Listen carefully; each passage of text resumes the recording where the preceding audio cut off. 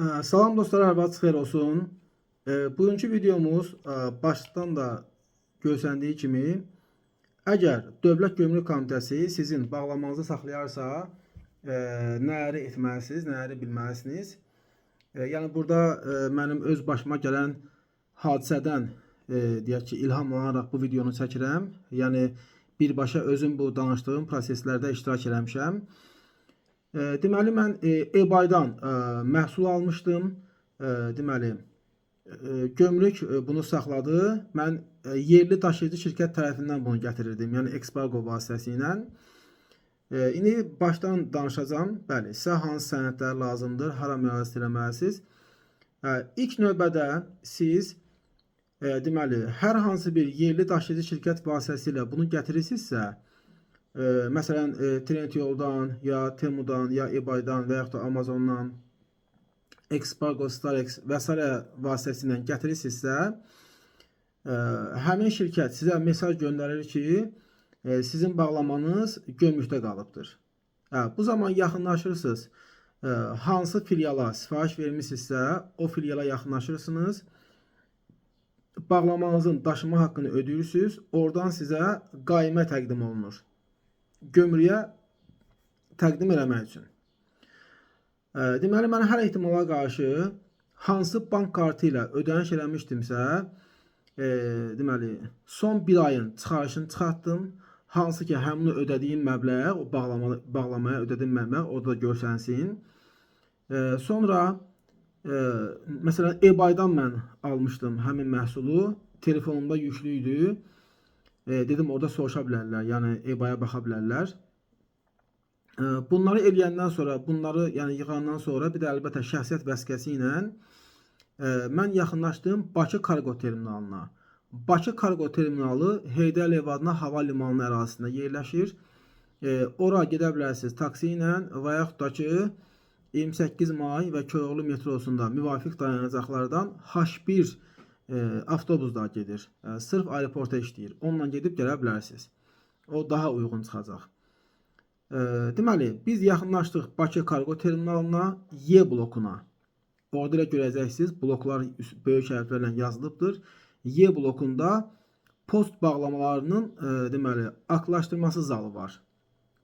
Ora yaxınlaşırsan, həmin bu qayməni ora təqdim etdik. Hansı ki, yerli daşıyıcı şirkətdən almışdıq. Qaymaya baxış keçirdilər və içəri xəbər göndərdilər ki, bu saxlanılmış bağlamanın sahibi gəlibdir, ona baxış keçirilsin. Daha sonra bizi yönləndirdilər qonşu D blokuna. D blokunda içəri girdik. Orada bağlamanı açdılar gözümüzün qabağında, müfəttiş gəldi, ora baxış keçirildi, şəkillər çəkildi. Daha sonra bizi təkrar Y blokuna göndərdilər. Post bağlamalarının yoxlanışı zalına. Ora yaxınlaşdıq. Oradan həmin bu qaymaya baxdılar. Yəni burada elə ki, artıq bu yoxlanış zamanı, yəni o Y blokunda sən hansı məhsulu almısan, qaydanı pozmusanmı, pozmamısanmı, artıq hər yer fərqli cür sual verirlər. Burada hər kəsə yəni hazır olmalısan da belə deyim. Yəni düzgün şəkildə gömrük əməkdaşını məlumatlandırmalısan. Bəli, biz orada verilən suallara cavab verdik. Bizdən dedilər ki, hansı platformadan almışsınız? Dedi ki, eBaydan almışıq. Ora baxış keçirdilər, hansı məhsuldur, sayı neçə dənədir. Həqiqətən fakturada göstərilən qiymətdən mi bunu almışam? Yəni qiyməti aşağı yuxarı yazmamışam ki, xüsusən də qiyməti aşağı yazanda problem olur. Bunları yoxlayandan sonra dedilər ki, bəs deməli, bağlamanızı çalışın tez gəlin götürün dedilər. Çünki bizim bağlama 10 gündən çox idi gömrükdəydi. Biz yubadırdıq, getmirdik. Deməli, əgər bağlamanız saxlanılıbsa, orada bizə məlumat verdilər ki, 48 saat ərzində gəlib götürsəz 10 manat rüsum verəcəksiniz. Saxlama xərci. Bağlamanın öz xərci olsa o ayrıdır, o rüsum ayrı deyəsiniz. Bu sırf saxlanıc xərcidir. 48 saatdan sonra hər günə 2 manat ödəyəcəksiniz. Mən sırf 37 manat saxlanıc pulu ödədim. Yəni gömrük sənin malını saxlayır da bu 10 gün ərzində və yaxud da 1 ay ərzində və 3 gün ərzində. Yəni qısası, nə qədər tez getsəz, o qədər az saxlanıc pulu ödəyəcəksiniz.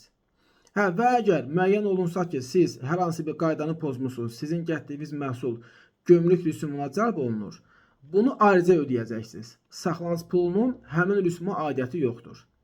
Hə, Y blokunda bunları ödəyəndən sonra yaxınlaşırsınız təkrar D blokuna, bayaq sizin bağlamaya açıb baxış keçirilən yerə.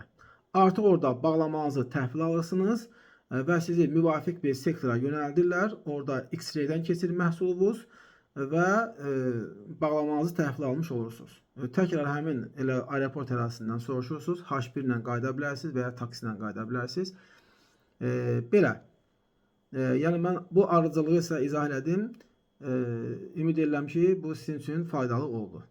Uğurlar, sağ olun.